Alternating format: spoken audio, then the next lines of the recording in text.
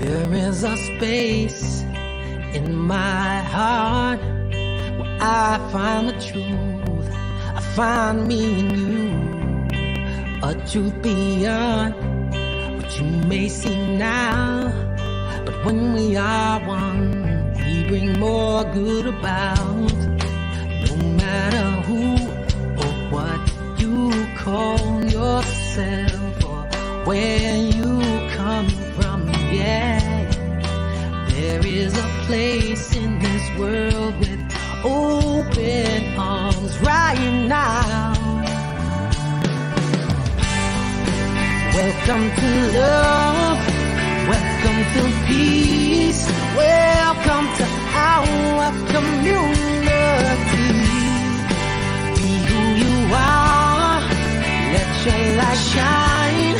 We're so much more when we unite. You are welcome here. You are welcome here. I see with new eyes, allow and unfold, embrace and let go, trust the flow. There's a freedom in love when you follow your heart. Together we are stronger than we could ever be apart. No matter who or what you call yourself or where you come from, yeah. There is a place in this world with open arms right now. Welcome to love, welcome to peace, welcome to our community. Be who you are, let your light shine. We're so much more when we unite. You are welcome here. You are welcome here. Breathe in and out, slowly feel all that's around you, all that you feel, all that you know. Let it go. Welcome to love, welcome to peace, welcome to our community. Be who you are, let your light shine. We're so much more when we unite. Yeah, when we unite. Oh, we unite. Yeah, yeah, when we unite. Yeah, yeah,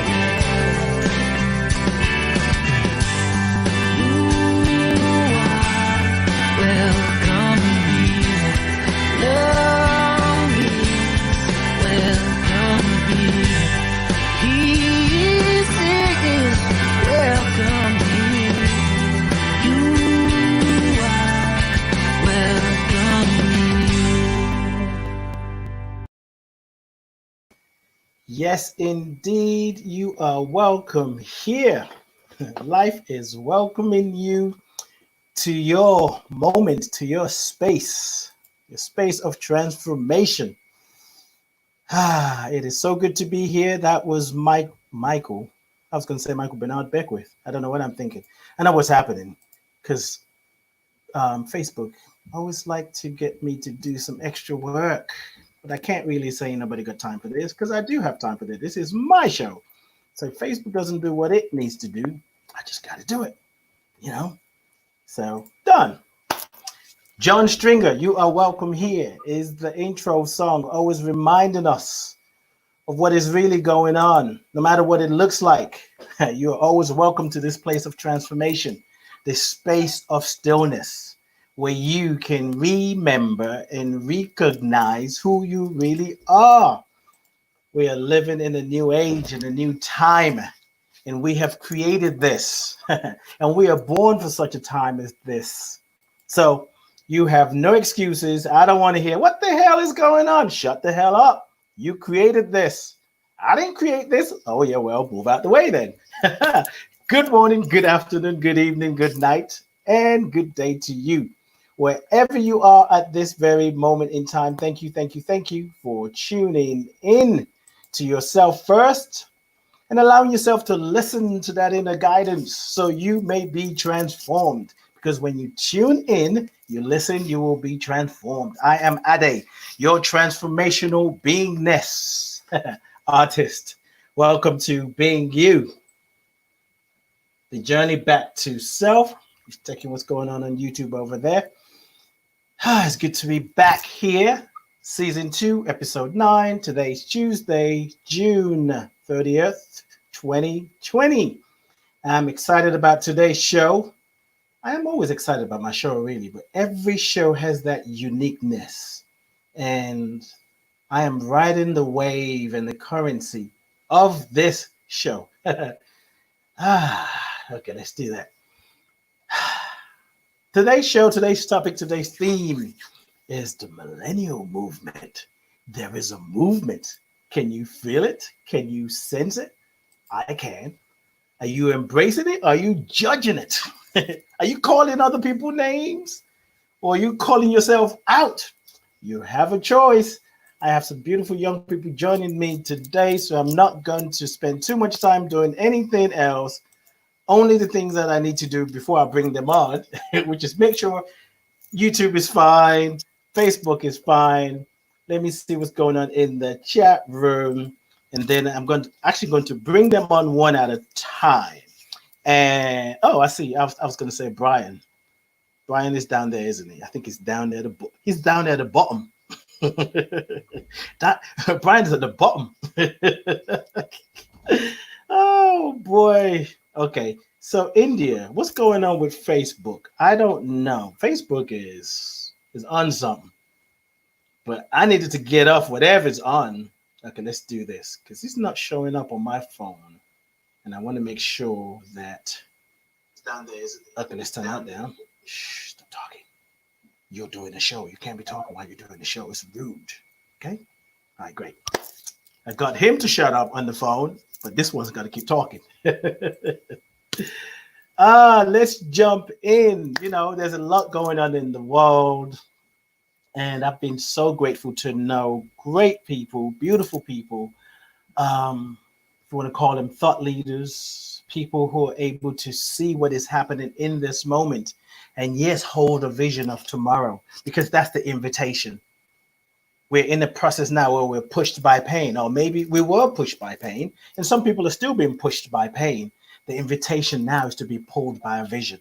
And it always excites me out. I'm grateful, really grateful when I meet people who I can just feel and sense their consciousness, who are recognizing that, okay, this is what's happening and there's more. So I'm going to bring them on. There's 6 of us today. Well, 5 of them plus me. Yeah, you get me anyway by default. You know, 2 for the price of 1. What can I say? So let's see. I think I'm going to just bring them on the way they showed up today.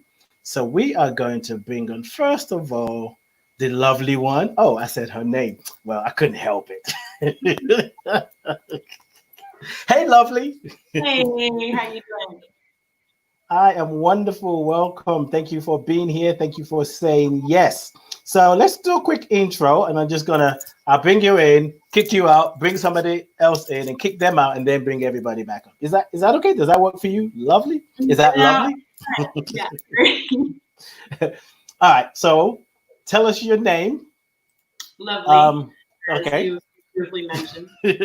But wait, slow down, lovely. Slow down. So what I want you to do is, you get to choose if you want to. I know that's the name your mom gave you, but if that's what you want to stick to, that's fine. But your name, what it means to you, how you show up in the world, meaning what do you do, and your age. So your name, what it means, how you show up in the world, what you do, and your age. My name is Lovely, And I believe you mean what does my name mean to me? And Yeah. my name to me, it was given to me. It is the feeling that I want to leave individuals with upon meeting them. Mm-hmm. Do I have to say my age? No, I'm 29, and why I'm here in the world. Well, what do you do? I mean, what do you do on a daily basis? How are you using your energy? That's really just to give the listeners a foundation of how you show up in the world.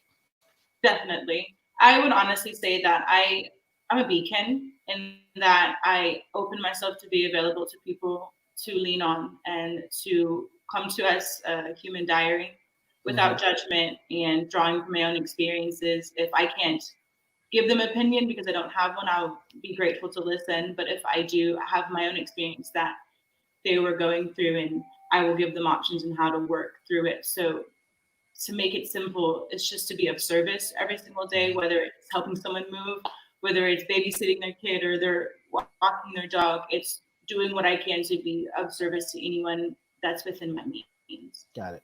Thank you. And thank you for saying your age. It's relevant. I don't know.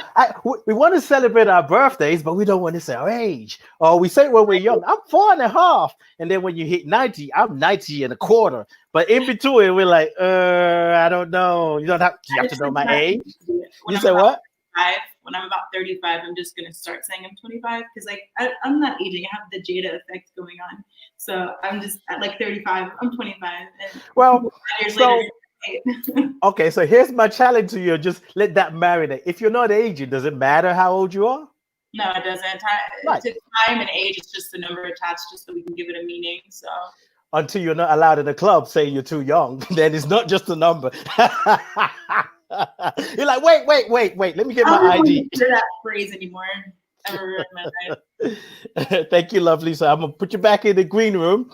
Go drink some whatever you drink and some snacks, and I'll bring you back on. All right. So now we're going to bring on our next guest. Oh wow! Who got caught off guard. Right, completely off guard. You got to stay ready, brother. Can you hear me? Is my sound okay? Yes, I can. Yes, all right, perfect. And I see that you got your test done. Your COVID-9. Yes. 19 free. Okay. Yes, so I had a friend make this shirt, so I just wanted to kind of support him as well. So I was like, a good chance to wear the shirt. And actually, I'm just leaving work, so I was like, I had to put on some type of a nice shirt. So it's the kind of fastest one I could find to make it here. Okay. There's so many jokes I could make about that t-shirt, but I'm going to stop. It's coming, but I'm just stopping it. We're not going to let a pandemic stop us. Oh, I got it. Okay. So I want you to tell us. So tell us your name, the meaning of your name or what it means to you, what you do in the world, how you show up, maybe you're working, how you work, whatever you do, whatever you want to share, and your age.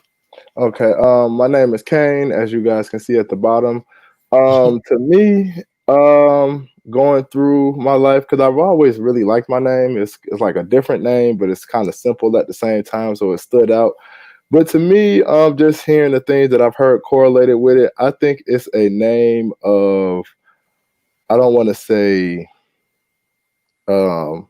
tribulation, but I kind of almost on a sense of like almost like an outcast type of name. It's like, if you kind of looked at Cain from the Bible, he was like cast it out. So he had to kind of go make his own way, make his own space. And I've kind of resonated with a lot of that energy. I had to go kind of find my own path, find my own lane. And so that's what really it kind of means. It resonates to me. If I had to, when you asked that question, I was like, well, that's the first time I really had to think about it like that. So that was kind of what I got off the spot out of coming with that. How I like to show up in the world is I definitely think one of the most beneficial things we can do as people of consciousness is just collect ourselves and unify ourselves. I think that's one of the biggest things that we haven't prioritized as important as we should, is working with each other and then going out to work with other people. So that's kind of where I want to show up in the world. I want to reach out to other people who are on that same wave and like how can we work together to then kind of help our comrades versus like we wake up ourselves and then try to go help our comrades. It's kind of like make a safe haven for them, and then it's an easier transfer because they can kind of see what we're working with versus trying to. So that's where I want to show up in the world. And I am 26. I'll be 27 this year. Hey, what month? November. I'll be 27 in November. Cool, it's coming up. Yes. All right. And so I hope I answered all your questions to satisfactory. Yeah, you did. There's going to be some more. Just get ready. All right, thank you, then, Ade. I'm going to put you back in the green room, and then we'll come back. We're going to Lady T now. She's already ready. She's like, come on, I'm ready. Hey there. Hello. How are you? Nice to see you. Thank you for being here.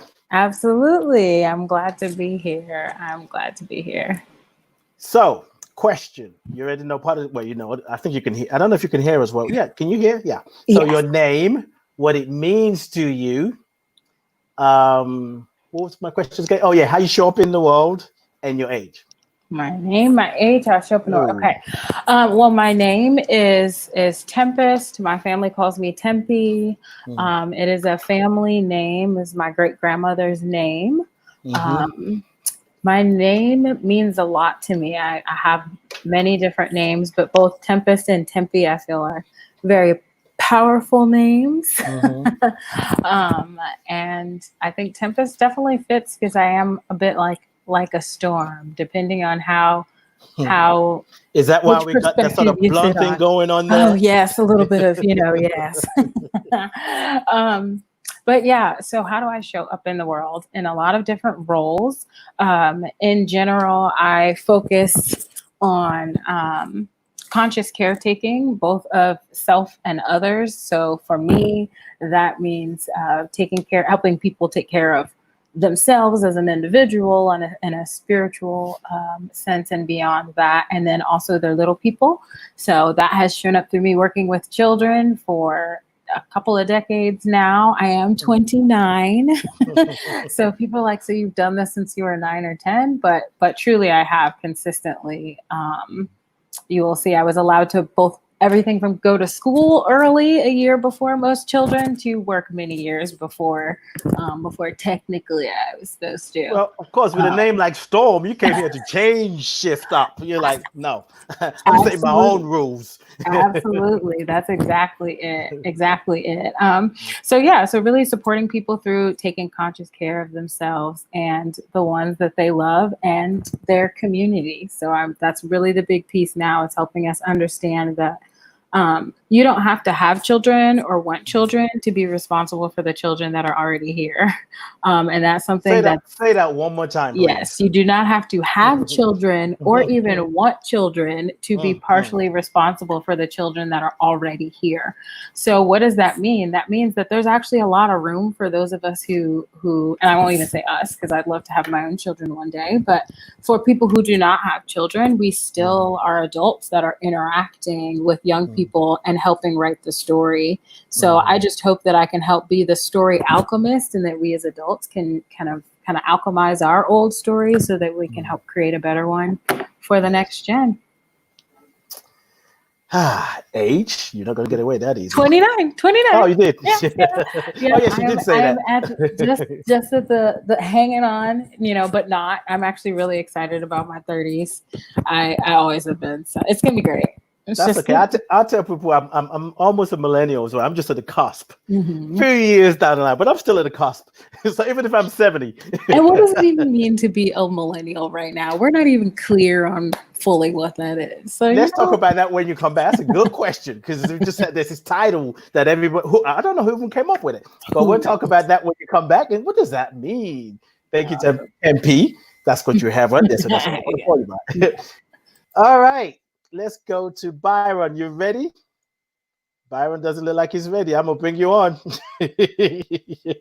Are you praying? It's gonna be all right. I got you, man. I got you. Oh, you're moving. That's what it is. How you doing, man? Yes. How's it going? How's it going? Pretty good. Thank you for being here. Thank you for saying yes. Thank you for inviting me. So now I need to ask you because I want to be a a conscious host. Are you driving? And do you need to I am stop not somewhere? currently driving now. Are you not currently driving because you're at a traffic light, or you're just not driving? Which one is it? I'm just stopped right now. Oh, okay, great.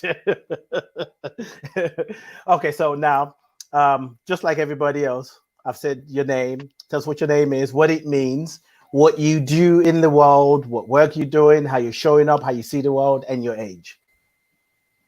Okay. Well, my name is Byron Keith Williams Jr. Um, my name Byron, it is Old English for a cowshed. Keith is a wooded area or forest. And Williams, it means to it represents a helmet. So a protector of the head, if you will. So my name together, I am I see it it shows up as a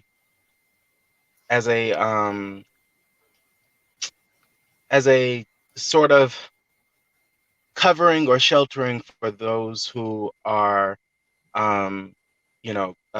those who have fortune within themselves. And usually I tend to find them in the wilderness, in the forested areas. And I bring to that a very strong will, a very strong mind. So that's what my name means. I'm not going to ask you if you Googled that before I brought you on, but if whatever the case, you're ready. I love words. I love words. Me too. And I love linguistics and etymology. So okay, it's got one it. of those things that I kind of knew. Yeah, because names are important. I mean, I always say they represent our soul. It's like our soul signature. And sometimes we don't like the names we're given. We have the choice to change it. And we live into that vibration of our names. So yeah. Thank you for playing along. Okay, go ahead. I show up in the world as a minister. Nice. I've been a minister of music since I was 11, began teaching the word at around 13. I was ordained shortly after becoming an adult. And I find myself very often catering and caring towards the soul of others. I refer to myself as a soul coach. So I that's how I show up in the world, and I am of 32 years, Earth years. I have 32 Earth years at this moment. At least in this carnation. That's right. All right. Thank you, Byron. I'm going to pop you back in the green room and then bring my co-producer, my sister friend. I feel like she's another title. I've known her. What, how long have I known you now? You did. You walked in like, yeah. Hey. I think how old were you when you were going to Hillside? What, 4 or 5? I was born. I was birthed at Hillside. Yeah. Definitely, I was christened there and blessed there. And so I guess I've probably known you from day one. Well, maybe not day one, but around the early days. It's not day one. That's not day one. I was a little wee thing when I came into Hillside. So well, that hasn't changed much, though, has it? I'm growing the muscle anymore. You're silly. All right, tell us your name, what it means to you, how you show up in the world, and your age. Absolutely. My name is India Lavaya White. I am 23, the youngest of them all. And my name to me means India. I think of just that pride, that culture, just very, very grounded. To me, that India means grounded. Lavaya, this just gives me the fire. I love my middle name. I have, at first, actually, I was not accepting of my middle name. I was not very accepting of my middle name. I was like, nobody has Lavaya. It's not known around the world. Nobody has it. And then as I got older and started to really sit into myself and integrate all of me, I came to really love that India Lavaya and really understand that fire within me. I have that fire, that passion and that drive. And so I've cultivated that energy around Lavaya. And White has always been a name I've always, it's my mom's name, but it's always been a name I'm like, well, people, I'm not white, but I'm black and all this other stuff. I'm not India, but my name's India White. I've always gone so back and forth with that I really had to sit in that. And I love my last name. I love everything my mom has given to me and the culture, and I'm adopted as well too. So I got to come into this world and really just experience it and choose every moment I got to choose. You said, I'm coming to this world, I got fire, and I need more than 2 parents to handle me. Okay, or else. More than 2 parents. I have about like 4 moms. I have so many mothers. I have love. I have feminine energy all around me. I love it. And you're 23, right? Yes. All right, so actually I'm going to leave you there. Just want to let the rest of the millennials know that I'm about to bring them on so we don't catch anybody doing something they don't want the world to see. So I'm going to bring you. Yes, that's right, Kane. Kane said, I'm ready. Come on. So let me bring on Kane. Then I'm going to go to Lovely. And then I'm going to bring on Byron. I'm playing around and see if it would do the thing that I wanted to do. And then we're going to bring in what New Jace on YouTube said. 10 Piece is a universal mama. So I'm bringing her to kind of hold. Yes. All right. Definitely. Love it. This is so cool to have you guys here. I'm just excited. I just asked the questions and let you guys do the talking. So, Tempe, you said something earlier that I want to just kind of throw to you all, and I'll start with you, Tempe, and you can jump in next. We're just not going to talk over each other, or I'm gonna have to put you in timeout because there's a timeout room, right? I just take you off and put you in timeout. So earlier you were saying, what is a millennial? What does that mean? How do you feel about that label? Does it mean anything to you? Is there anything you'd like to change about it?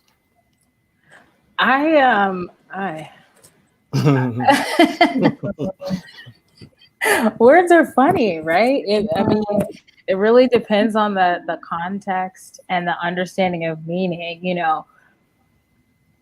I could get into the technical definition of millennial, which actually does not include most of us. Like if you look at kind of the original numbers, it's like even India, you're just barely making it in. The millennials are actually what we're calling Gen Z now, like in terms of age, actual age. But really what socially, because that's what words become. They are very social, right? What it has come to mean to be a millennial is someone who experienced the majority of their adult life with access to technology, in particular digital technology, because we forget anything that's a tool is technology. So that is what has been come to mean. And I think for some people it's a pejorative. It's like a dirty word, and for others they say it as a slight, but it really kind of just depends on what you want. I've noticed, it's like when you're trying to, how do we get this out to everyone? How do we get this out to the people? They call a millennial for that. Yes. Right. But if it's something that's very much sort of in the 3D, so to speak, or very structured, then it's, the millennials can't do it. So I think we're just that generation right now. I mean, if you look at, I have older parents, and I love that because they've seen enough cycles of this to see that there's always a group of millennials. It's the people who are most versed in the technology of the day, but perhaps not where it all came from.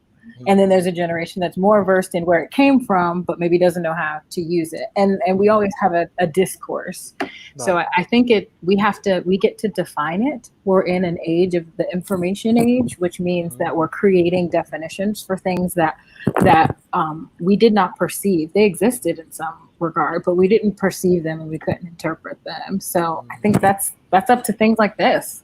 We'll decide how it gets written in the textbooks because we're at the age that we're going to be the ones writing them. I should hope. I should hope. Until that changes. Okay, let me go to Kane. I'm meant to ask you. So, Tempe, you have your handle. That's your Instagram handle, right? Yes. Wise, yes, aligned, and lovely. Wise eyes aligned, yes. Oh, it's funny because I read it as wise, yes. With eyes. Interesting. Okay. Yeah, because I was like, wise, yes, aligned. That must be a chant. So, but it's wise eyes aligned. Yeah. Oh, my eyes didn't read that correctly. I guess my eyes are not aligned. But now I'll receive that as well. And then, India, you got your Instagram there. Kane don't have yours. If you want to add it, you can add it later. Or you can just tell us what it is. And so that listeners, if they want to follow you, find you. Oh, yes. Well, I'm really only on Twitter, but if you want to follow me on Twitter, it's Yes We Kane. Like you see my name spelled there, Yes We Kane. Okay. And, that's it, simply. But so you're going to be running for the political office then soon, huh? I found it as a good pun. It was a good pun when I saw it. I can do something with that. So that's what I got out of that. Yes. So you said Millennial, what does it mean to you? That label. That label really, to me, growing up, kind of seeing my generation just like as a collective, like I guess the ones that are kind of closer to us in age range. And I kind of see us as like more trendsetters or like a lot of people, I guess, in the past are more so focused on who they were or kind of finding their identity. We're millennials, but more so like we want to make who we want to be. Mm-hmm. And that's so I think that, and with that, I think it's been perceived as a lot of like rebelliousness within us. It's like old systems and old things. We're like, we don't really see that working. We don't really see the benefit in that. And kind of, so I think that's where a lot of like, I don't know, like older generations kind of see it as like not listening or being like insubordinate or stubborn. But that's kind of the corral I've kind of seen behind a lot of, like I said, the millennials. So to me, I would just say we're like trendsetters, like kind of to piggyback off what Tempest was saying. It's like, we're at that point where we're writing a story and we want to write our own story. We like want to take an active part in it. We want to make sure we are the ones who make our part in history. And so that's kind of where I kind of see us with as the millennials. I don't want to say rebels to kind of get that connotation, but it's kind of the closest word I can see for it. It's like, let's say do this for like, no, we'll find something better that we think works, It's funny. I'm listening to you talk and like doing things your own way. And I'm looking at Byron and I'm thinking, this is the first time I've had a guest. I don't know if it's in Walmart. I'm going to bring him on. He's going to talk. I'm like, oh yeah, he's doing his own way. That's millennials. Yes. This is the first. I'm just, hey. What did you say, Lovely? He's like, I'm here, but I still got things to do today. I got things to do. If you want me to join you, I'm here. It was the best. All right, Lovely, you go next. What's your definition? How do you see this idea of millennials? I'm here. We see you. To me, the definition has evolved a lot. Can you move closer a little bit to your phone or computer because you sound a little bit low? Okay. She posed for the camera. I just like scooted closer on my beanbag. Yeah, that's better. To me, it as I was saying, it's evolved a lot as I've aged. And to put it simply, I would say millennials are the group of individuals who at one point were a part of this unrealistic American dream, as well as on the other end of it, when the veil was pulled, like, wait, that's not my dream. Everything that we were taught is kind of opposite. So we are, like you said, Kane, trendsetters. Not only that, but we're train setters in the fact that we see things and we see that's the norm. But if in our heart we don't agree with it, or if we see that it slights other people, or that if it's not healthy for the collective, it's something, at least in my experience, we look at our elders and say, I don't think that's the right way. And the best way I can put this is, when you're in school and it's a math problem and you do it in your head, if you don't show your work, you didn't really do it. Like, we're millennials as a generation, we do it in our head. We don't necessarily need to show our work, but it's there because we know that we have been taught to do things the entire long way. And we're called lazy because we are very, very keen on finding shortcuts. And I don't think shortcuts should be counted as laziness. It's more or less, we see something, like the saying, if it ain't broke, don't fix it. Millennials find things that are broke and we fix it. So to me, we are just individuals that were pushed the American dream and then watched that same American dream crumble, and we're not even 35 yet. So at this point, the millennials are just taking the back seat, watching the world change. And I want to call the Gen Z like our pit bulls, because they're birthed from us. They're birthed from individuals who are still in our generation. And they just kind of rolled out of the womb like, that's not right. We're going to fix it. Call that out, post that, protest that. So I have goosebumps right now speaking of it. So we're like the mothers, like Tempe said, of this change that has been happening for eons, and it's just getting stronger each change. So I like. Okay, India. So when I think of millennials, all like ringing in my ear is how Dr. Barbara would say it, millenniums. Y'all millenniums. Stop it. Gail, you're gonna be in trouble. Hillsiders are listening. Hillsiders are listening. Ooh, you better be glad church ain't open. She's funny. Yes, the millenniums. Hey. And I just mean, like, when I hear the word, I'm like, tipping point. I get tipping point of, the end of something and the beginning of something else. We are that generation that tips the curve, and we're like Lovely and everyone else said, like, hold on, we don't know. Was this our dream? Are we just following another dream? And we like to challenge things. We like to, people call it talking back. We like to step up and let our voices be heard. And so I know my parents can definitely, there's sometimes I noticed that laughter was saying a lot. I know they're listening, and I know at times I do challenge, their thinking. And my sister, we definitely challenge that. And I'm, on that tipping point of the Gen Z millennial. I barely made it. I'm more Gen Z, but I've been so surrounded by millennials. I like to call myself a millennial as well too.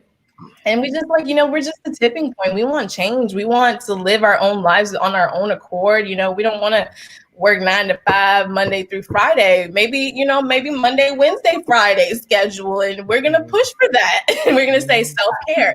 There's times where I called out of work and I'm like, because I need to self-care. And I've literally texted my boss that. And was there a response? No, but I'm sitting in my self-care and knowing that today I can't come in because I don't feel my best. And if I don't feel my best, I'm not going to be able to give my best. And I think that's something that we recognize within ourselves and we stand for. And we're like, no is no. And I mean, no. Wow, there's so much gem and places I want to go with everything that you guys have shared. We've lost Byron. Hopefully he'll be back. Or maybe he just said deuces. Who knows? So, I hear what you've all said. And I think he just came back. There's this idea that, we put people in labels in a group and we put a general definition of what they're like, whether it's age, whether it's height, whether it's race, whether it's culture, whether it's where you live. But I find that all of that doesn't, okay, Byron is back. Byron, let me know if you're ready so I can bring you on to join the conversation. I don't know. It looks like he's frozen right now. Can you check with him, India? Yeah. So yeah, and it's understandable that we need labels and titles and things like that. But how do you all see this labeling? Do you see it as is it positive? Is it moving us forward, or is it causing us to be still othering ourselves? Like, well, from the older generation, your parents, as opposed, this idea of, oh, they like to fight back, they like to talk back, they do their own thing, and we don't. How do you guys see? Do you feel like is that a inclusive way of being, or just a way that the things that we do as human beings and just the way it is? Kane, I know Kane is eager to go. Go on. I just want to get my thought while I have it on my head. I think it's more of an underlying issue of like, I want to say, because like you said, we do need labels to like for identitative purposes, but I think like you said, the issue is like when we generalize them, like what the issue comes in not being able to see past the label. And that's where I think, and so I think it's the labeling of things, and when people get so caught up on the generalization of a label, I think it just speaks to like an issue further back in their mind of not really being able to objectively analyze something. So they just stick to whatever goes with whatever's on that label. And I think that's the biggest issue of getting past labels. It's not that the labels themselves are bad, it's how you let the label make the perspective in your mind that's dangerous. Yeah. That's not the label that does that. That's like the individual person that interprets it. So I think that's just my biggest thing about the labels and these things. It's like, yeah, you need to label some things to identify them, but don't see past the label and see something for what it is. And that's just again, that's my biggest point with that. Let me, lovely. I'll come to you. Let me go to Byron. Because Byron is here. So Byron, give us your definition of how you see the label millennials, and maybe I can tie in the second question with you. It's like, do you think does it create exclusivity, othering, or is it inclusive kind of labels? Or basically, how do you see it? I don't want to put words into your mouth. Byron, can you hear me? Well, okay. One, I personally, can you hear me? Yes. Can you hear me? Yeah. Mm-hmm. Okay. One, I personally do not like the term millennials. I do not like the term millennials. I don't like any of those generational classificatory terms.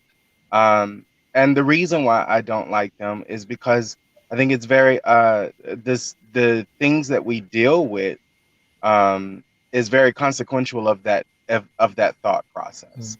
I am of a strong belief that it has impacted melanated lives. That ideology has impacted melanated lives more drastically, especially with the compound of the Willie Lynch syndrome. So for me, I think what it does is it causes a disruption in our unity and our focus as a people and as humans and as spiritual beings all together.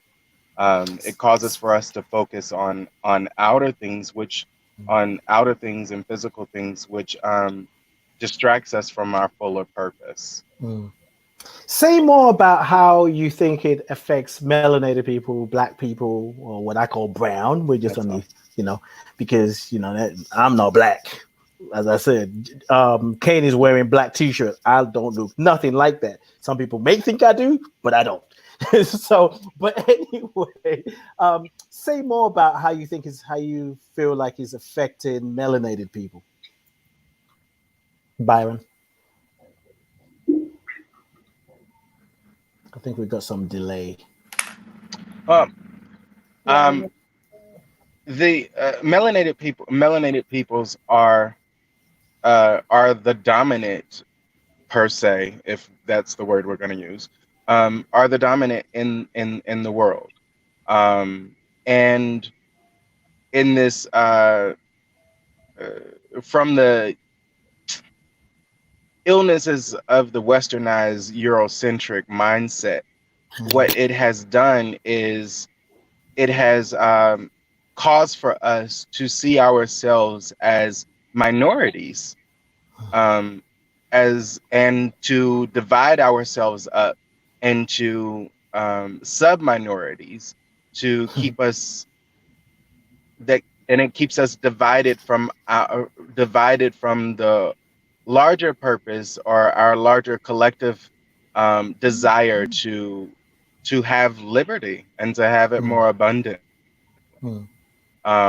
because we are we disassociate ourselves with others due to age and or experience, um, or whatever reasons. For instance, in this climate that we're in right now, um, because of the idea of that we are millennials, it has caused for a lot of um, older people to not join the cause and the fight for liberty as we are fighting for on the streets. And in all honesty, some of that is a repeat from the civil rights movement of the 60s. Um, so I think it's caused dissension in our overall goal, to just to live life better. Yeah, you dropped a lot of gem in there too, and I'm going to go to Lovely because I know she wants to jump in, and then I'll come to you, Tempest, and then India. I wonder if the older generation get to a place in life where they got their house, they got their family, and they're set in their mindset like ain't nothing going to change. However, you do need that youthful spirit because there's some people that you guys may call older, but they have that youthful spirit and they're still about change. Of course, the protest is not just you guys. The changes. There's a lot of people that make the age span from I don't know, maybe even 4. Because some people taking their babies, not babies, but their children to the protest. To one of the man that was pushed over by the police officer. He looks like he was, I don't know, maybe, I don't know. Well, I won't say he looks like that, but my guess would be he's in his 70s, and he was abused by the police officers. So I think it's the age.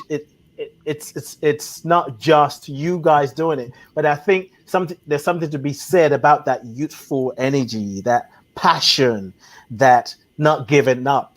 And sometimes the older generation kind of gets set in their own ways, and they're like, "I'm too old for this. My back hurts." Okay, stop. Let me go to Lovely. Well, first of all, Come closer. my back's been Come hurting. closer. My back's been hurting for a while. So with age, I just think that has to do with experience and how reckless you were younger. But back to the question about labels. I think that labels are both necessary and unnecessary. I think labels for humans are a bit excessive. Personally, for myself, labels like someone had said earlier, it's another way to divide us. And it's another way for people to say, well, I'm this way, I'm not that way. So I'm not that person, so we don't share these experiences. It kind of dehumanizes other people. So I'm in this label, and then I'm not like them. So it's almost like dehumanizing another group of people when we're all in the same level. So when it comes to labels, I just like to believe in my heart of hearts that we're all here on Earth on a journey back to ourselves. And ourselves is that goodness mentality, that love mentality, that you do for your brother, do for your neighbor mentality. And that helps me a lot with forgiveness too, when people try to attach labels to things, because we're just kind of on this journey, and labels, names, associations, it helps us make sense of the world that we're in. So that's the necessary part of labels. But the hyper-personal attachment that we place on labels, to where if someone doesn't come to us as our label, we feel personally attacked. So it's about balance, as with everything in life. Yes. But labels, to me, it's just ways that people help make sense of things, and it helps make them feel less alone. I hear you.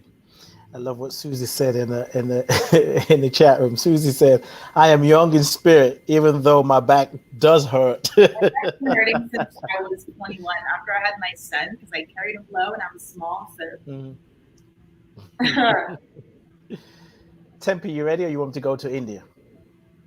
I am Okay. ready. I think all of this is pretty interesting. I'm very torn because I like structure, but I like structure that feels good to me. I like labels, but I like the label I came up with. So I guess a lot of this has to do, I think, with your upbringing and the way labels were used. You know, if labels were used to divide, and that's what you saw and that was your experience, then that's a lot of times that's kind of the only way you know how to use them. I know the fight that I would always get in, you know, from the time I was little until today was why is it that there still has to be, it's like not the label, it's the preference, it's the hierarchy. It's not even the hierarchy, it's the value. Because for me, I love a good hierarchy because I know who to go to and who to ask and where to go. Like, I like that flow. That feels good to me. You know, I could say it has to do with my zodiac sign, who knows? But at the same time, that has a lot to do with, I also am the person that I might shake hands with the CEO and I'm cool with the janitor, you know, so my perception was a lot more like this than it was this top down. So I feel like I don't mind being called a millennial, just like, and I think an older person doesn't have to mind being called an elder if we can understand that we get to define how we interact with these labels and with these identities. Now, for a long time, I'll say I didn't identify as a feminist. Now, I have an openly gay queer father. My mother is an incredible, strong, feminine woman who's powerful and can wield a power tool. You know, like I have all of the necessary components, but I didn't identify because my experience showed me that if I used the word feminism, that's my blackness and my queerness disappeared and there wasn't room for it. And that my desire to raise communities and children, was like blasphemy, you know. But when I went and got my MBA, people were like, "Oh, that's feminist," you know. But when I went to preschool teaching, even with the MBA, still went back to the same thing. Oh, that's not feminist anymore. So it was really for that. It was like, okay, we have choices. I think millennials, we are being offered this choice, right? To say, do I relinquish all terms and identities, or do I learn to redefine these identities? You know, and everyone's making a different choice. Everyone's making a different choice. I like to redefine. That's what feels good to me. I like to take a label and to just like push it all the way to the edges of its possibilities. But that's not everyone's work. And I think that is what we need to understand, is that the problem is this is making that everyone's work. As soon as they come out, it's like you spit out a tiny being and you have these set of labels that you have, and we're using the labels as the labels tell you what you're cooking and can give you clues on the chemistry of how it's made. They do not tell you what the ingredients are. So yes, you're looking at a cake, which means you probably need these certain ratios of flour to milk to eggs to sugar. However, there's a flourless cake. A German chocolate cake is not made up of the same thing as even a Southern chocolate cake. So I think this is where we have to slow down and yes, ask, like, what are you cooking? I see that you call yourself a cake.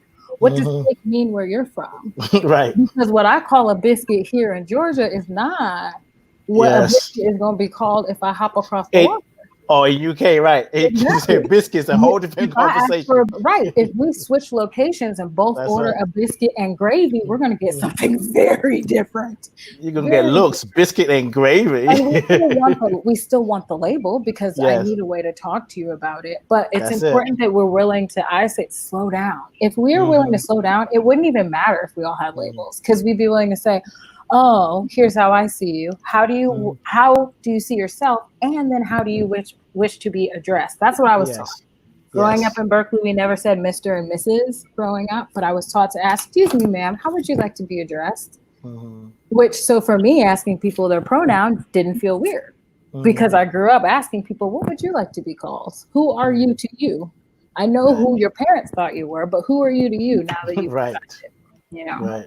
So I think there's room. I think we need to encourage ourselves to reach whatever we think about the label. We have to ask ourselves, why do we feel that way about labels? And does it take why do we have to eliminate it in order to know how to play nice with it?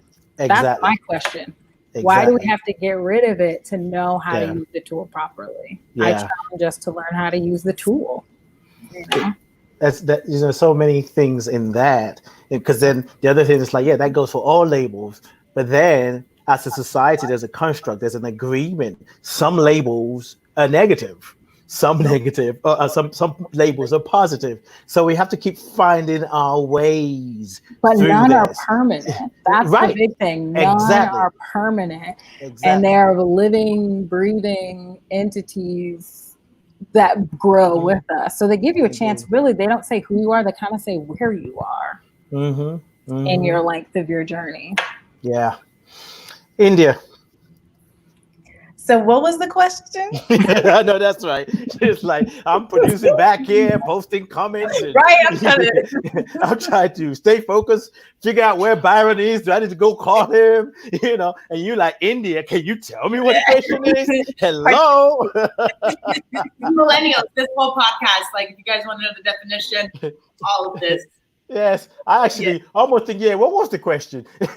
Does it hinder or include?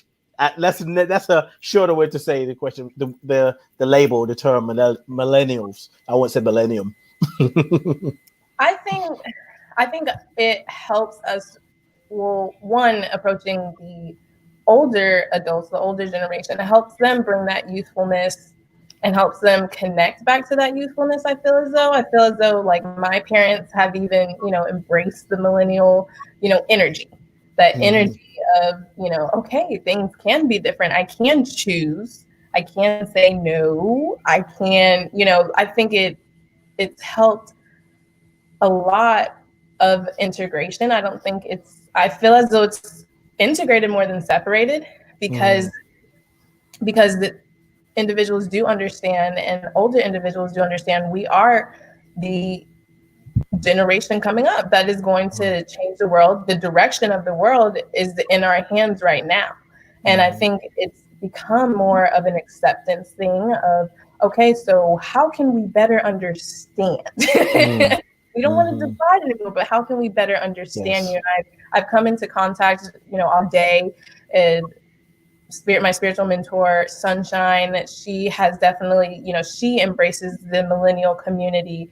Hillside has definitely welcomed, embraced the millennial community. And I think there is still work to be done, but I think we've embraced that energy of, okay, I can step into my youth again. I can, they're being youthful. They're, they're accepting of that. And then also, I've been able also to learn from the older generations and put, like, the wise eyes aligned, put in that wisdom. What is the wisdom that I need to learn from the older generations, and how have they been able to approach many different situations that I may not have all the answers to, and how, I do need to sit and listen at times, and we all do need to come in the circle and sit and listen.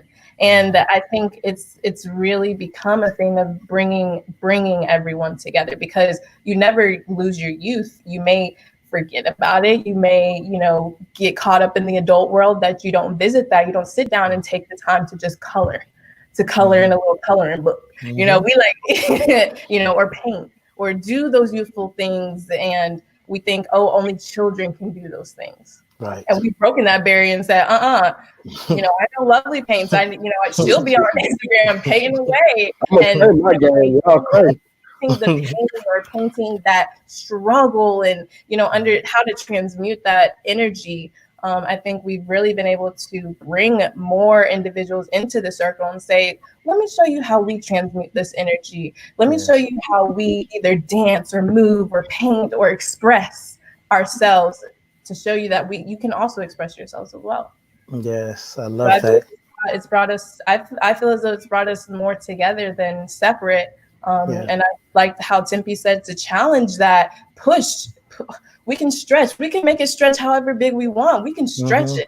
You know, we can stretch it far out wide. We can contract it. It is all up to us. It's our perception of how we continue to use it. Yes, so true, because everything is a reflection of consciousness. So as a man, I could say I'm representing the masculine aspect of the divine. And as a woman, you're representing the feminine aspect. As a youth, you're representing that youthfulness of the divine. But we get so caught up in what it looks like that we miss the vibration, the energy that's holding it all together. Whoa. Yeah, and we forget we work together. I think that's interesting because it seems like this is where this person is going. I think some of this is also, some of this is also a very convenient lie, an over exaggeration of a problem that's not as big as it looks. You know, I mean, all of us, if we're here, we can say we've had a connection with someone who's not a millennial, who felt that our words had value. We thought that their words had value, and we had that exchange. But working together, I have benefited so much from people who weren't supposed to agree with me, you know, boomers who were supposed to be fussy and whatever. And it's because we're still, I think youth, a lot of us confuse, we've, especially in Western culture, we think of youth. But when we say youth, I've learned from teaching, all we're talking about is curiosity. All we're really talking about is curiosity. I love that. That's true. And we equate maturity with the idea that one has always had knowledge, and that's not true. There is a curiosity about youth because you don't know better. You know, you don't know better to not ask. And I think what's bold about millennials is it's like, I feel like we read the research that our parents and grandparents did, as much as they may not feel like it. We read the research, and now we actually want to make the moves based on the findings, not just be excited that we went to college and did big research. And so that's, you know, for those of us who've been in academia, like, y'all know what I'm talking about. Okay, I pressed all the little buttons, I wrote all the little papers, and I learned so much. But what am I doing with it? Yes. Now we're interested about being, you know, doing something with all of these things that have been learned and mobilizing all of this learning that we have. And so our power has been the internet.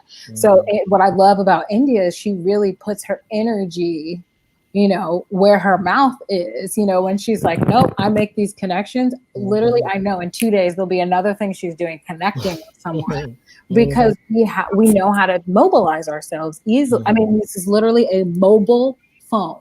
That's it. We're here to mobilize whatever your movement is. And think of any company. How many of you have been offered some kind of little internship to help mobilize a company? We want to get our social media out. We want to get the word out. We want to spread the news. So in a way, we're evangelists. So make sure whatever you're teaching us is what you want us to evangelize, what you want us to go out and to share.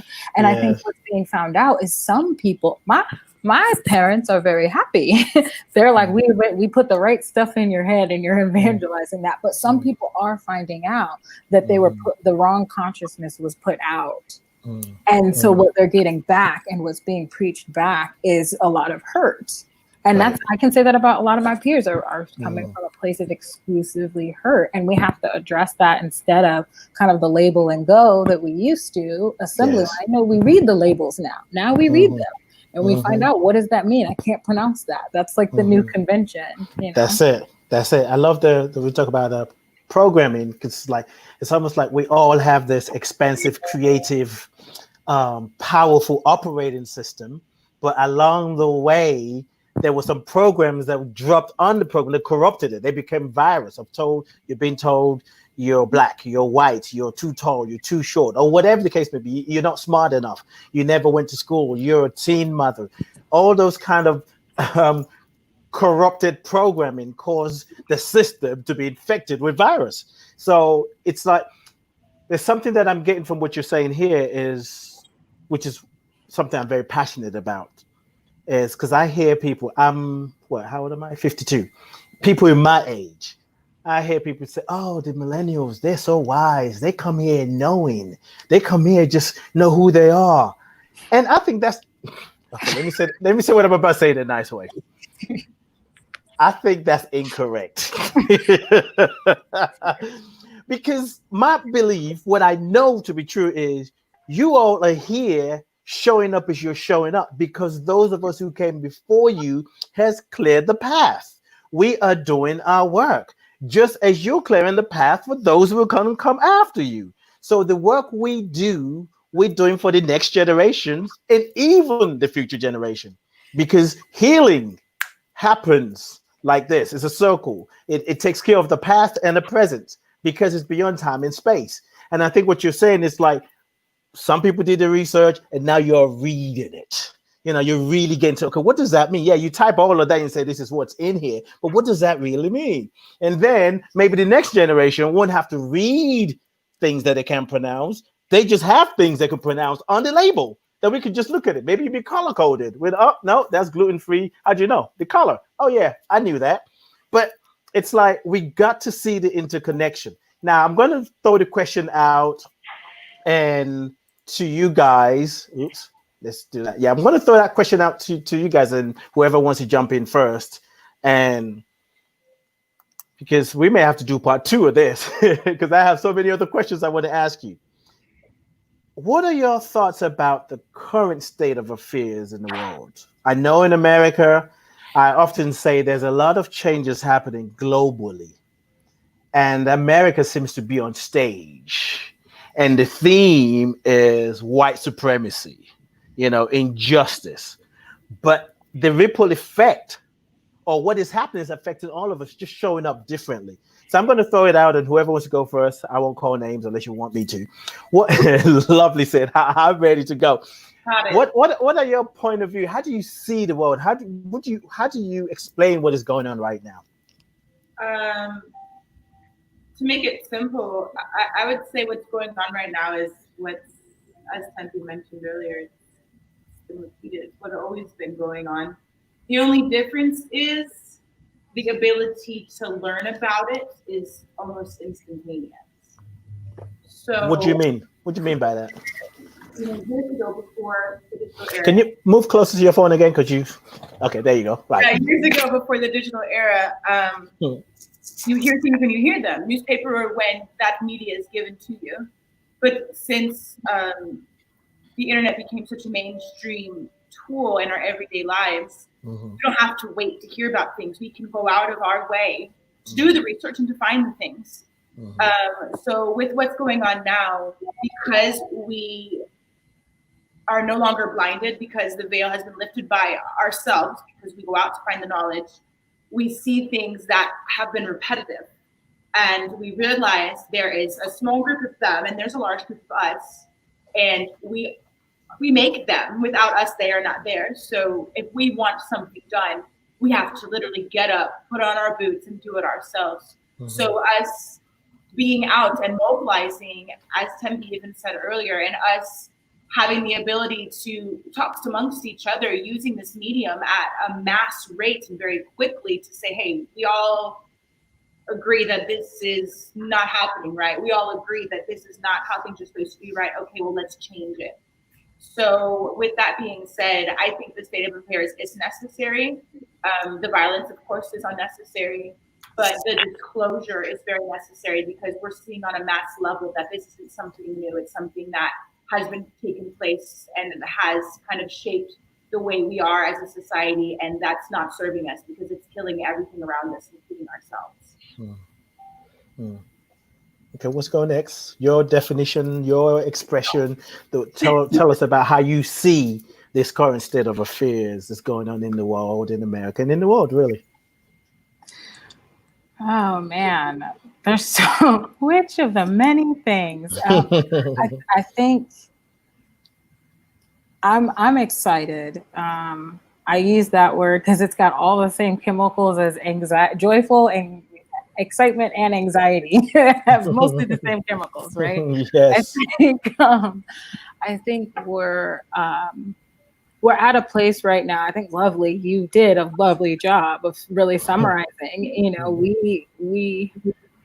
we're getting to see the pattern. We're getting to see the pattern now because we found essentially a screen, a medium to allow us to perceive what we knew was already there, and a medium that most of us have agreed upon, right? I think that's what's important. The key is a medium that many of us had already found valuable now can show us something, right? That's a key if you're trying to share a message, that everyone respects the medium, because we've been talking about this. Let's say that first. I can feel my ancestors shake, right? This has been something going on. It's been something we've been talking about. It's been something my grandmother talked about it. She died at 92. You know, my great grandmother talked about it. My great grandmother watched her mother sold into slavery. Okay. So like, this is close. And it's not new. The difference is we have a mutually respected medium. This is akin to if in 1950 you were to see all of this on a movie screen, right? It's the medium that we've agreed. So now, being generation, I'm young enough to be active. That's all this is. That's all millennials are. We're just, our knees have enough energy in them to be able to do some of this work. Yes. But we've got it happening, and we've got it, like, look at God. We've got it happening at a time where we have the time because we're all home. Yes. That, to me, that is the key. Because my biggest problem, I'll be so honest, my biggest problem as an educator is I was busy. The illusion of busyness was keeping me away from actually supporting my direct community with my knowledge. You know, I was so busy earning the money so that I could buy the time to do the work. Like, what? Now I can't do that anymore. That's just not an option. Now I have to ask myself, how can I be present for that generation that I want to support so that they have some room to something to grow into when I can't be present with them one-to-one. And I realized, I'm like, all this time running from with adults, like, it's with the adults, it's with the other millennials, it's with those of us who are raising. So I think it's the time of opportunity. It's a time of initiation. We said, you know, hindsight is 2020, and we're here now, and we see now. And so the big question for all of us is going to be, okay, we hear it, we see it, we're perceiving it. What now? What now? What does 2021 look like? That's what I'm thinking. You know, everyone's like, well, what about August? I'm like, I quarantined the rest of my year because that spirit was telling me, stay home and handle your business. Take care of your house, your tribe. What does that look like? Have you swept your floors? And I mean in the spiritual sense, you know. So now's our chance to do that. And I think we're all getting the opportunity. The world is asking all of us, are you who you said you were? When you got big about this the last time it happened, because everything that is happening now has happened before. Like in our lifetime, we've seen something enough like it to be like, ooh, this was like this, but worse. So now we're being asked, like, who are you now? And we get to show up. It's the show up season. That's right. Before I go to the next person, I want to ask you this, because you said something that caught my attention, and not this part, but you did say this. I feel like COVID-19 prepared us for this next. You know, it's almost like if you're doing a cleanse, you know, and you got to prepare yourself. You got to start eating more vegetables. But then when it's time to do the cleanse, your stomach is cramping and everything. Like, oh, there's nausea. So COVID-19 was like, sit your ass down, because this shit is about to be real. So, but we were like, but why? We want to go out and shop. And COVID-19 is like, I'm trying to tell you, this shit gonna be real. You won't even know if you're coming or going. But the thing that you said that I really want to ask you, because you said you were, how did you say? You were busy making the money, to buy the time to do the work. I love that. So what has shifted for you now about that? Well, I actually Interesting. You should ask. Yeah, it's so funny. Yeah, I mean, I made the decision to leave the job, actually, so that and made for once, man, thank God for Juneteenth. It made us all, it empowered us all to really do what we need. I sent out an out of office letter that I shared with many people that they could send out as well. I pre-wrote it because I know Out of what? An out of office letter. So I encouraged everyone to take Juneteenth off. And I know the hard part is asking for or telling the person the time. So for me, that first, what started as writing that out of office letter eventually turned into me realizing, after I've been thinking about it, I mean, like everyone, my work changed, but I decided just that. I was like, okay, I gotta stop. I have to stop. If I'm not doing work, specifically work that's allowing me, like if I'm not doing a job that's letting me do the work, like the community work, then I'm jobbing, and I'm not here to be a jobber. I came here to get into purpose, right? So it meant asking, what is allowing me to do the work now? We're in the middle of a pandemic. I shouldn't have the energy for this. What's allowing me to do it now? This schedule, this time, this food, this, going out this much. And instead of looking at this time as a time of restriction, I looked at it as a time of real editing. It was really editing out. It was trimming the fat on anything that didn't need it. And so now really life is just kind of left with just the flavor. And if I don't like it, then I can change it because we've scaled back so much. So I think that was it for me, is shifting and saying, I'm not going to sacrifice doing the work. A lot of us are told, especially people of color, especially women, that there's not time for us to do the work that our passion work, but it's like, when you're Black, when you're brown, a lot of that work has to do with your real deeper activism. No, there's not time to not do that work. Yeah. Actually, we forgot before COVID, we started working to help us feed ourselves. We started school to teach us how to life.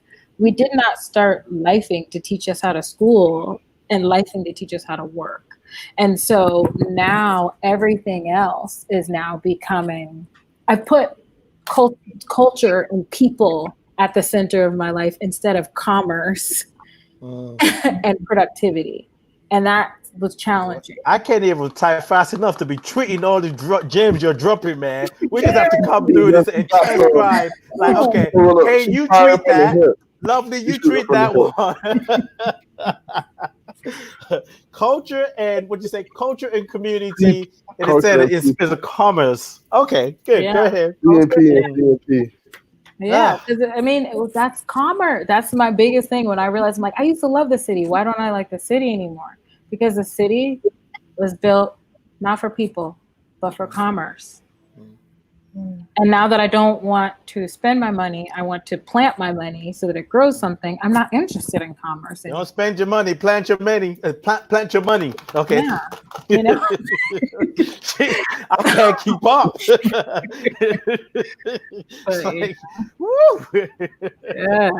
Yes, I feel you. And it's about a consciousness change. And I think if we miss that, we miss the opportunity to grow individually. And I don't even want to say collectively, because some people are going to continue to grow. But if we miss what is happening, it is an opportunity for us to practice what we know, to live what we know, to pray and take action based on what we know. Other than that, it just becomes, that's happened before. Nothing's going to change. You just, Anyway, let it be sound bites. Like let it change. Like, okay, if now that you all have heard that I believe cities are not made for people, they're made for commerce.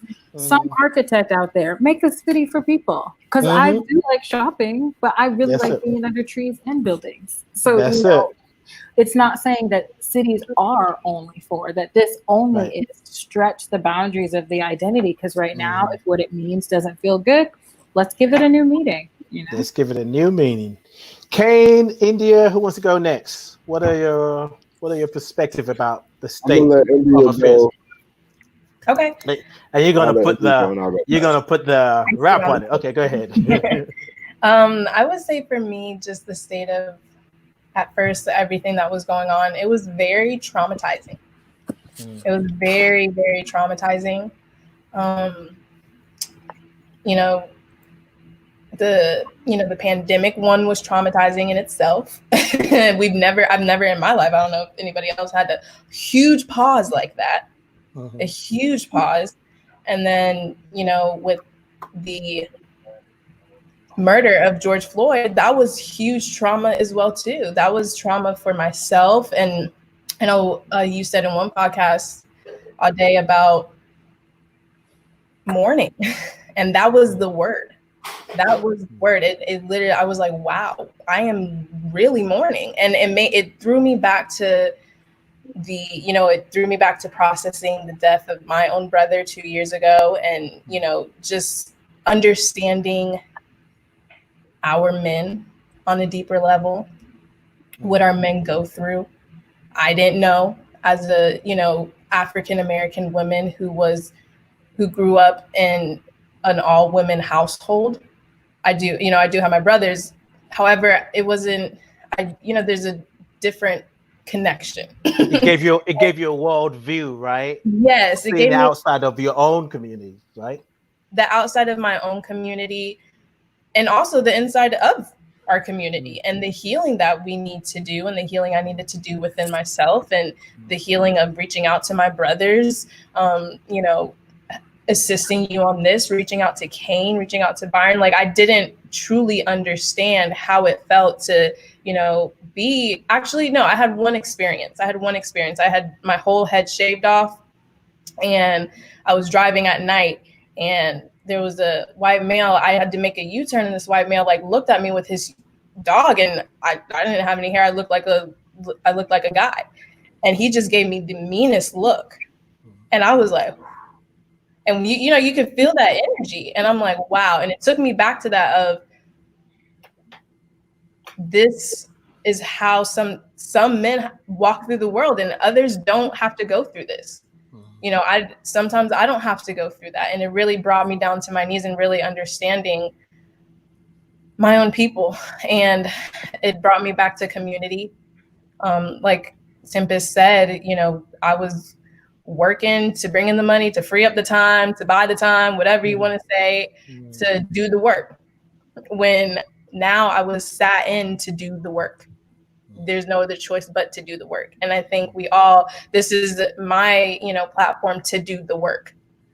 You've allowed me to have this platform to, not only speak my truth, but work on my own throat chakra and see where I was, even blocked in talking about this stuff. Because at first I wasn't up to talking about it. It was too hurtful. It was too painful. I was mourning. I'm still mourning. I'm still going through it. Some days I'm like, oh, is it another person?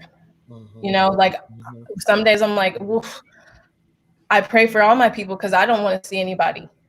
So, it's still a work to do. And I think that, us as millennials, there is a certain place where we do come together in the circle, and we forget about race, we forget about gender, we forget about sexuality, we forget about whatever, and we feel that energy. When we play the drums, when we play the sound bowls, we come together and we're like, we are one, and we don't understand how we can be so divisive.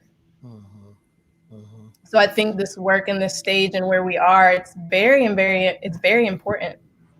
It's very needed.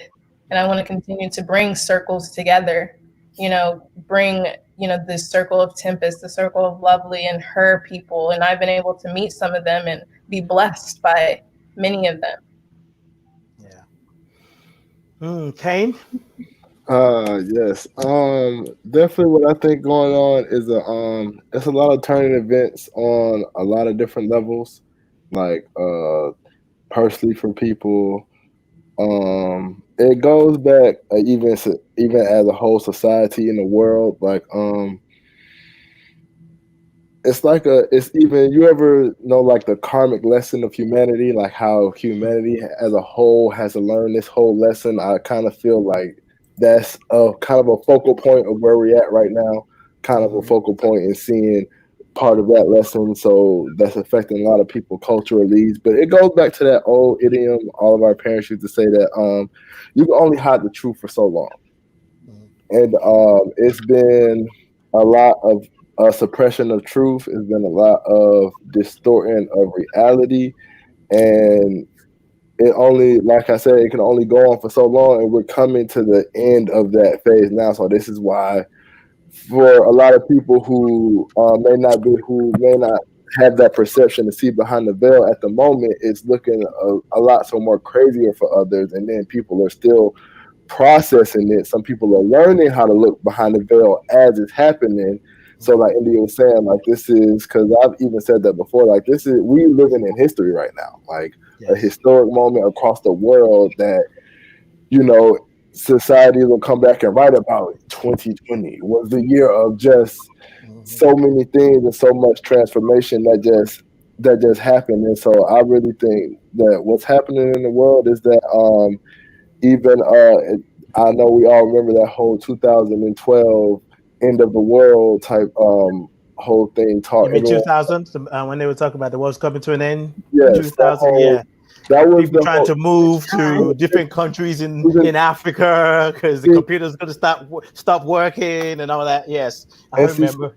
The occultists and the two people who really study the universe know like that the truth behind that phrase was the end of an age, like astrological ages were coming to an end. And so that is, and so we're walking into that new world, into that new age now. And as I'm saying, the age of information, the age of knowing and doing. And so this is collectively just making people think different and process different, and they don't know why. You know what I'm saying? It's just like happening. It's just happening to them almost on a genetic level. And so it's just, it's a lot of truth being revealed that just can no longer be, hid in the dark. And so it's just, it is a lot of things to take in. It's just like Indy's saying. And so if you're not like taking that time to heal, taking that time for yourself to really like be at peace and come to terms with that, it can be very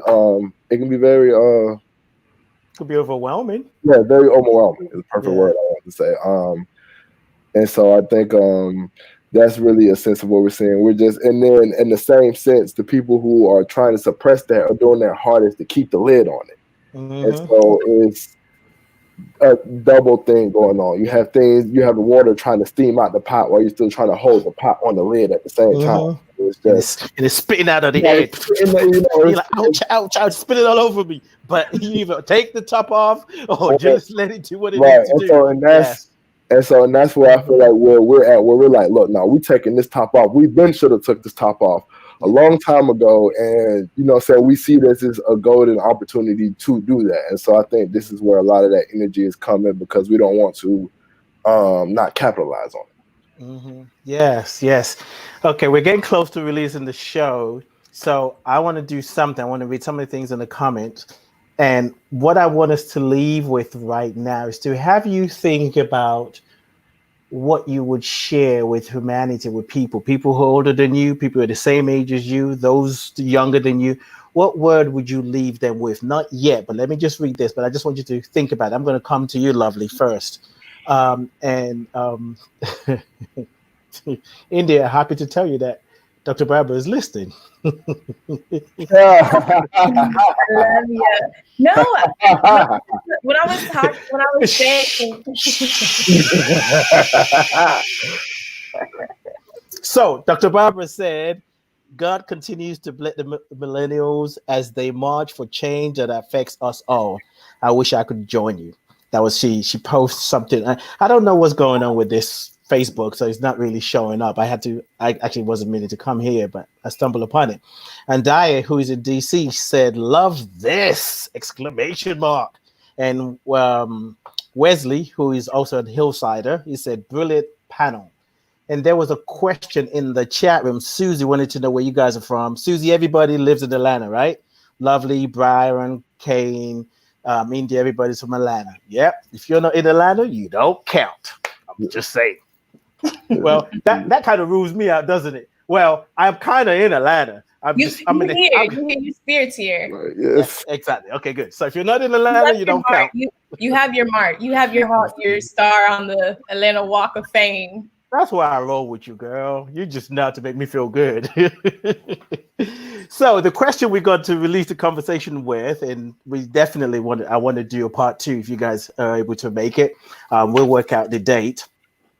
What word would you share with humanity? People older than you, your parents, your uncles, your aunts, people the same age, younger than you, that you think could help people find a sense of, I don't want to say almost, a sense of peace, hopefulness, and maybe something they can always pull on when they feel like giving up. Lovely. I would say the word. I'll leave with you. Come closer. I would say the word. We want to feel the love. Can we feel the love? On this beanbag, and I just sink in. I would say the word that I want to leave everybody with is reflections. Reflections internally, to look at yourself and to see ways that you can grow and become a better version of yourself.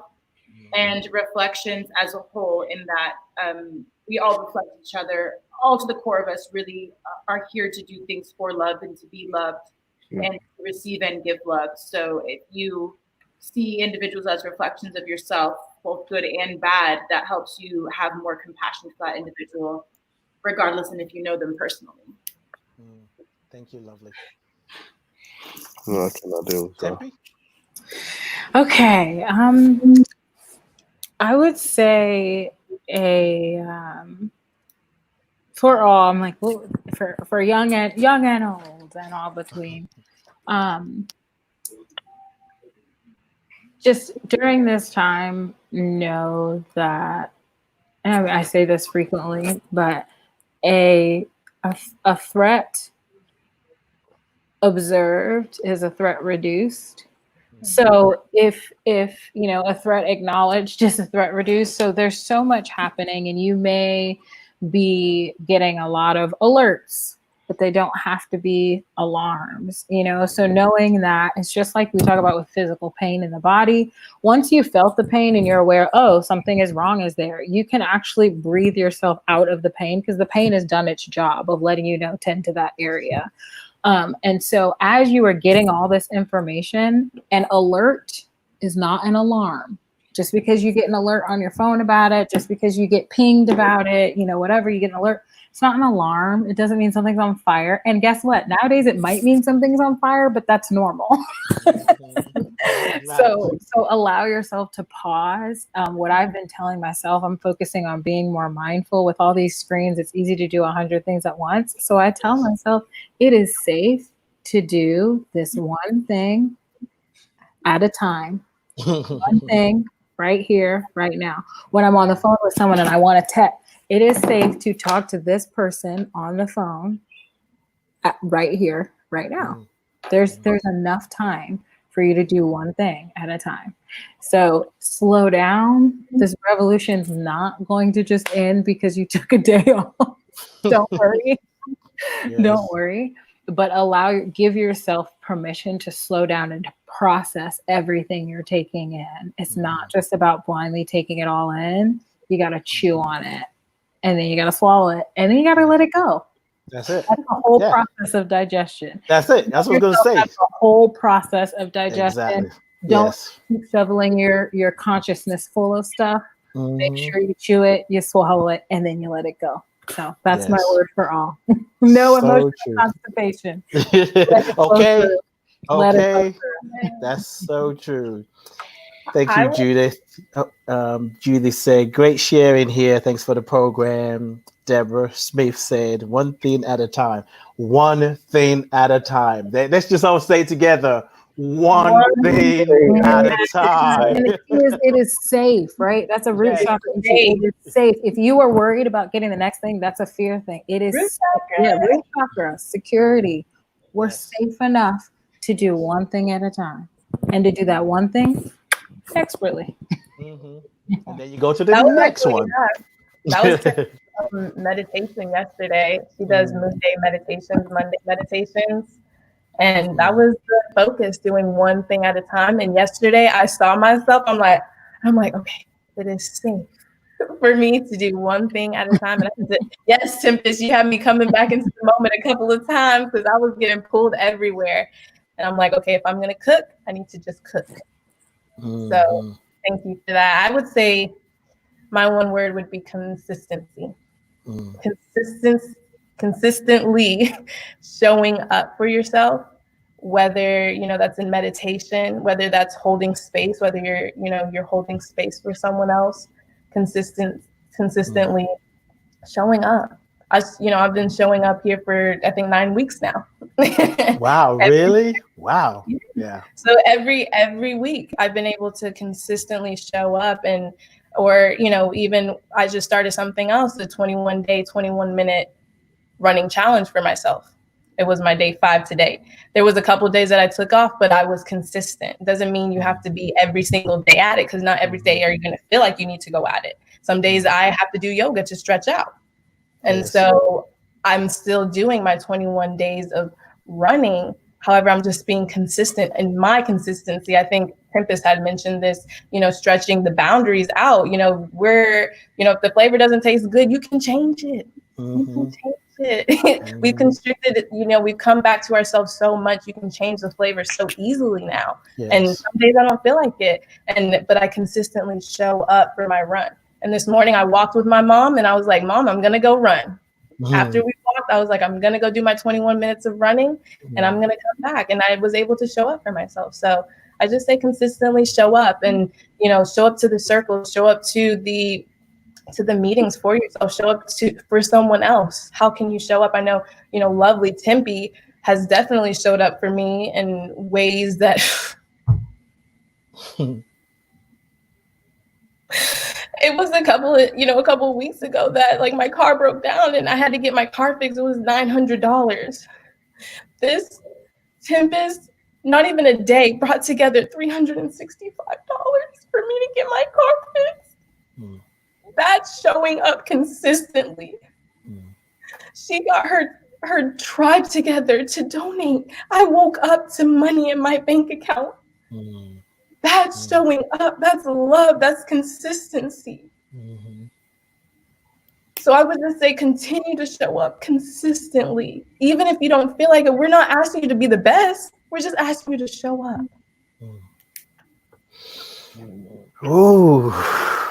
Kane, you're in trouble, because I'm glad I wouldn't have to go after that. But I'm going to read what's in the chat room. Give me some buffer. Give me a buffer. You know what I'm saying? Neil J said, thank you all for showing up today and every day. And I want to say this to you, India, what people give to you. This is a law. I know you know this. And sometimes we kind of like, well, I love you too. I'm a reflection of you. But really, I also want you to hold in your heart, because you show up consistently, you create space. I think Kane was talking about karma earlier, cause and effect. It's like the seed you've planted will come back and bless you. And I can say that because I've seen it. You've been consistent. And what I'm just going to publicly acknowledge you. So I have some of you may have seen, I don't know if it's on Facebook, but I have this graphic that I have for my podcast that has Being You. And the first time I wanted to add a guest, I didn't know what to do. I went on Canva.com and I played around. I did the best. I'm not a graphic designer. And I was able to put the guest at the top corner. I thought, oh, that's cool. I did something else, proud of myself. Last week I had 2 guests. And I knew I got to tweak. I'm like, oh, how do I put 2 on this graphic without it looking kind of jacked up? So I kind of figured it out. I was like, oh, that's not bad. This week, we're having 5 other people that needs to be put on the thing. I'm like, I have no clue what I'm going to do. This is going to be messy. India said, let me try it. Let me see what I can do. When you send the graphic back, I was like, how did she even fit all those people on there? And it was amazing.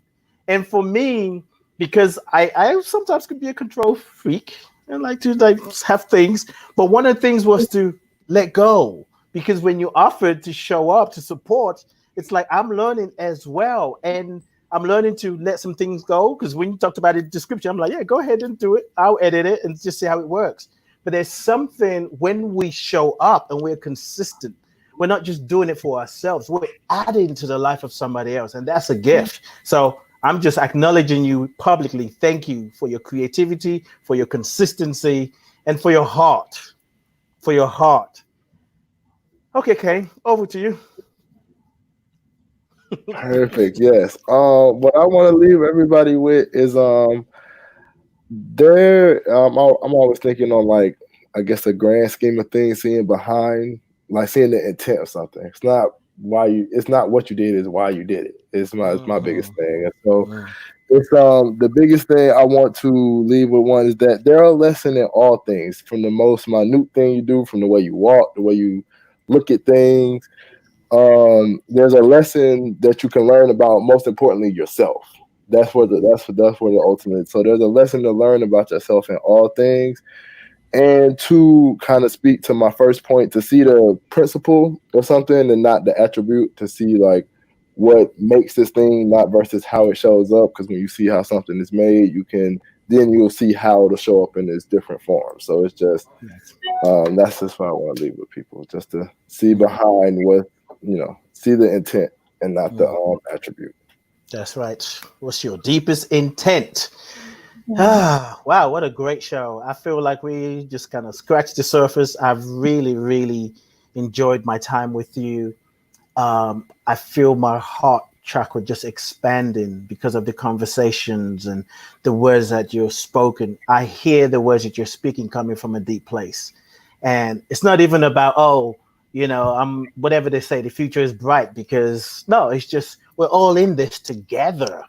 We're all in this together. So I'm grateful for how you're showing up, for what each and every one of you are doing. And it's not, what's the word I'm looking for? Not even encourage, because I was never disappointed about the young people. I'm grateful. I'm grateful for each and one of you. And even Byron, we dropped him, or he dropped himself. I don't know what happened, but he had to go get his car fixed as well too. He had some. Okay, cool. No worries. Now, before you go, is there anything you're doing that you want to share with the listeners, or your website address, your social media handle for people to follow you, or whatever you want to share? And whoever wants to go first. Okay, I just called somebody. Come on, lovely. Come closer. Bring the love. Bring the love. Don't be afraid. Okay. I'm just going to share. It's not my personal organization, but it's one that I'm involved with. Unfortunately, they lost their physical space due to the coronavirus. But we are still available. And it's the Center for Love and Light. With Love and Light, also Jamie Butler. She is a psychic medium and a channeler. She created the space. Oh, I know her. Yeah, that's in near, what's that area called? Off of Zona Light Road. Yes. It is Trinity. Near Trinity. Yes, exactly. And both Jamie and Corey are Jamie's the founder, and Corey as well, co-owned with her. But they are both very close friends of mine, and they're like my moms in Atlanta. I really do give them with saving my life when I came into that institution, because at the time that I did, I was at wit's end. So with Love and Light, Center for Love and Light, Jamie Butler, definitely look them up. What's the website address? India, can you type it in the chat room? Because if I do, it's going to post on YouTube. I don't mind putting it in YouTube either. Yeah, go ahead. What's the website address? It's www.withloveandlight.com. Right. All right. Thank you. .com, right? Not .org. With love and the Center for Love and Light, Jamie Butler, and you'll find YouTube, you'll find websites, Facebook, but the withloveandlight.com is the direct website. Okay. Thank you very much, lovely. And your handle is Indigo Sagi? Yes, Sagittarius Indigo. Oh, okay. Oh, okay. Oh, what a combination. True. True. I'm Aries. And I always say, they sometimes say Aries is a life of the party. But for me, when the Sagittarius come in, I'm like, let me sit down. Let me get out of the way. Because y'all Sagittarius are just on the next level. Yeah, all right. So those two, they fight with each other all the time. Yeah. It's a fun show being here with myself. Tempe? Anything you're doing, website, or anything you want to share with the listeners? Yes, you can follow me on my social media. On Instagram is where I'm most active. Wise Eyes Aligned. The Y's and the I's share an E. And in terms of what do I have coming up, there's so much change happening. But if you look at the link in my bio, which I'm sure you've heard that phrase before, you will have there's a little form there if you are interested in conscious caretaking. So I have been putting together for some time a course, and now it's becoming even more relevant, called What's in Your Backpack. And that is working with conscious caretakers, whether or not you are a parent or an educator or have nieces and nephews. If you're a mail person or a delivery person, please take this. You all interact with children all the time, and I hear all the stories of the interactions you all have, but you all aren't trained to work with kids. So join me. But we'll be talking about what you actually bring to the caretaking experience. What is in your backpack when you arrive to an exchange with a young person, because it's impacting the way that you speak to them and the way that you exchange, and you're teaching them what the world looks like. So I will be doing that. August, it's looking like, will be when the course itself, the workshop runs, but it is an accountability driven workshop. So there will be some coaching with me. So if you've been too scared to talk to your teacher, about your children and those things, I can help you work through that process of figuring out the language of education and also realistic parenting. Nice. So yeah, that's what I've got going on now. And then who knows, right? We're going with the flow here, but join me on Meditation Mondays, on Moon Day Monday too. Take back your Monday with some meditation. I know that's right. I can't help but think of a major company in America. They have a credit card company, and their slogan when they do the commercial, "What's in your wallet?" That's what I was thinking about when you were talking. What's in your backpack? Yeah. Exactly. You know what's in your wallet, but you're carrying all your baggage, and that's the heavy stuff, right? Okay. Your backpack is heavier than your wallet. That's a problem. There you go. So let's empty one of those out. India? Yes. So right now I am creating a program with Harambe House of Wellness. I'm working on the spiritual aspects of abundance and bringing abundance into your life, whether it is financial or just friendship-wise, just really harnessing in that abundance. I'm also doing this with you. So StreamYard and learning all that stuff and learning how to do a podcast and wanting to work on mine and just working in finances right now, just really harnessing in that abundance. So you can find me at India Lavaya. We also, Tempest, Byron, and I and Kane also are part of the Circle from Hillside. So that is the young adults group. So we post the daily thoughts that Aude just beautifully writes. So we love posting them. So yes, you can follow us at the Circle from Hillside, and then you can follow me at India Lavaya. And I'll let y'all know when that abundance program comes out with Harambe House of Wellness. So nice. Brother Kane. Yes, I didn't get to add my Twitter handle like everyone else did. I'll do that next time. Make sure. What is it? Let me just type it in here. What is it? Yes, we Kane. Like if you just. Oh yeah, of course you said that earlier, right? Yes. And, you can follow me on Twitter with that, and mainly, like India said, I'm with the Circle. I have the organization I'm putting together. It's still. A lot of it's still in the rough developing stages, but the biggest objective would be really to find other already conscious groups. Because my mother is big. If you're watching, hello, mother. If you're watching, I love you very much. But, she's always big on saying there are other people who already kind of align with what you want to do. So it's not that much of a task to have to go, try to rally people. There are already people doing that thing you want to do. And I'm like, that is a good point. It's like we already have the pieces we need. We just need to put them together. And so that's just the biggest aspect of what my organization wants to do, is make sure that it does it all in a collective, safe manner, everyone in a good agreement. We're all collectively want to go the same place. We all want to do the same thing. So that's just the biggest thing that I'm putting together with myself. So if anyone wants to help me with that, please you can reach out to me on Twitter with that. And I love being here. Thank you so much out there.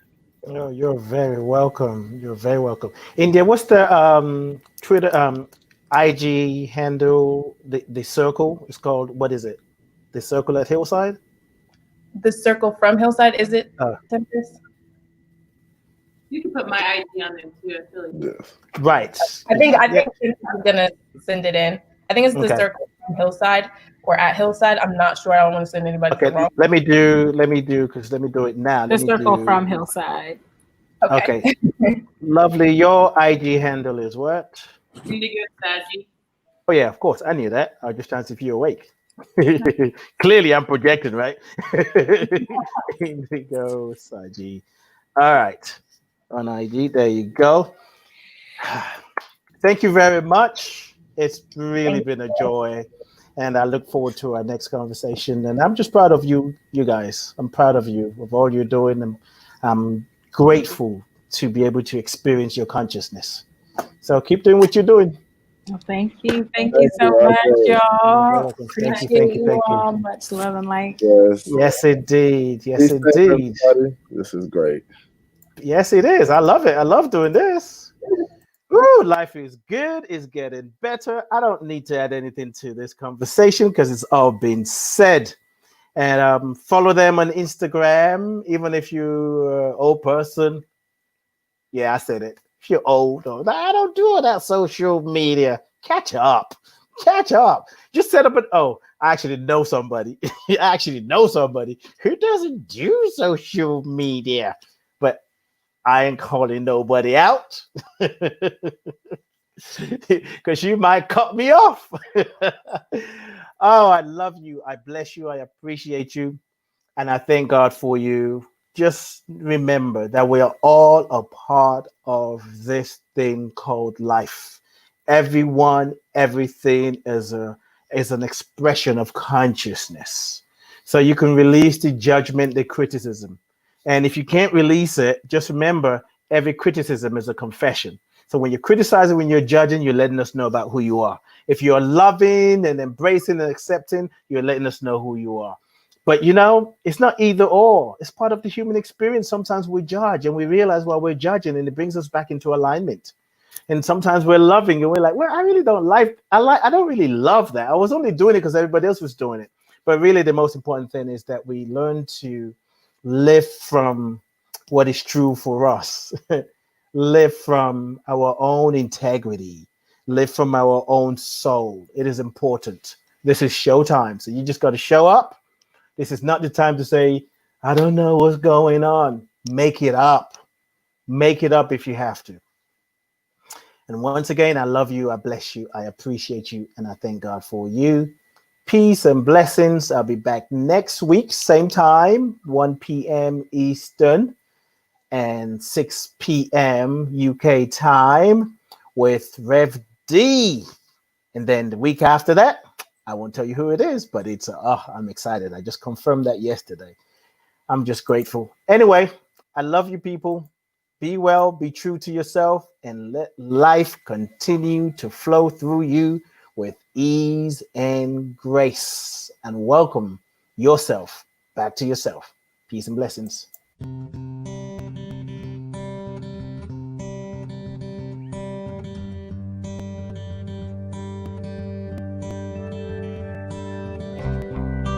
There is a space in my heart where I find the truth. I find me in you, a truth beyond what you may see now. But when we are one, we bring more good about. No matter who or what you call yourself or where you come from, yeah. There is a place in this world with open arms right now.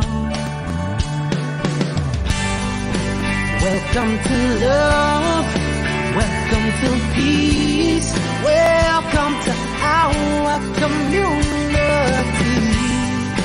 Be who you are. Let your light shine.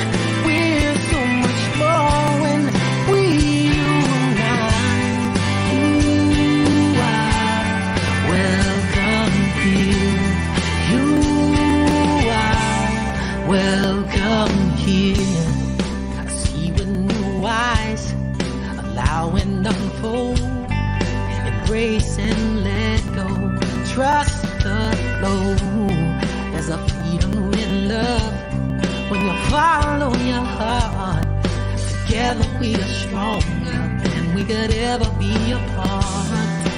No matter who or what you call yourself or where you come from, yeah, there is a place in this world with open arms right now. Welcome to love. Welcome to peace. Welcome to our community. Be who you are. Let your light shine. We're so much more when we unite. You are welcome here. You are welcome here. Breathe in and out. Slowly feel all that's around you. All that you feel. All that you know. Let it go. Welcome to love. Welcome to peace. Welcome to our community.